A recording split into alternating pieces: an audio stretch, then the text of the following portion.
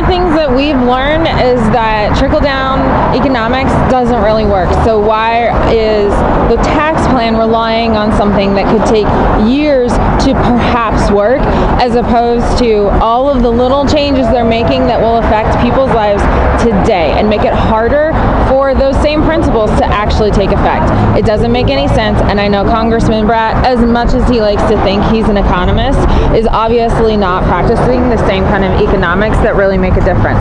So we're out here saying we don't agree. We don't think that the votes he's taken are helping Virginians, and especially on this tax plan, we don't think it's going to help the Virginia economy. And we're concerned constituents. We live in his district, and we want other people to be aware of legislation that affects them. So the current tax plan does make cuts for the middle class, but it makes larger cuts for the wealthiest Americans in the country and wealthy corporations who frankly don't need those tax cuts.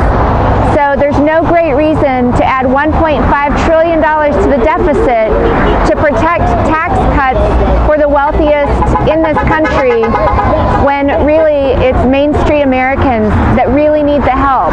And we need to be focusing on a balanced budget, and we need to be focused on helping everyday Americans. So that's why we're out here. We're hoping that people driving by will take note of this issue, look it up, call their congressman, and get involved. What type of sponsorship?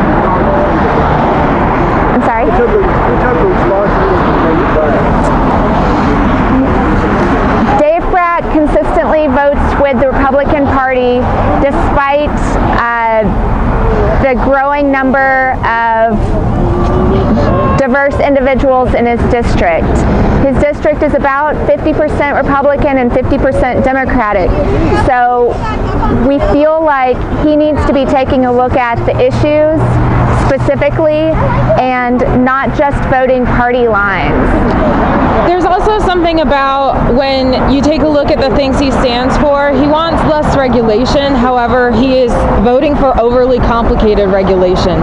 So in many cases, he's actually not even fulfilling that promise to the constituents who may have voted in him a few years ago. So he went to Washington, joined the swamp, and we think he needs to actually maybe come back and talk to Virginians. We're willing to talk to him. He just doesn't want to talk to us. Yeah, he promised to simplify the tax code. This bill does not simplify the tax code. He claims to be fiscally conservative, but this bill is not fiscally conservative by adding $1.5 trillion to the debt. He says that the economy will grow and the economy is stagnant, but this week he came out and said the economy is robust and it's thriving and it's growing.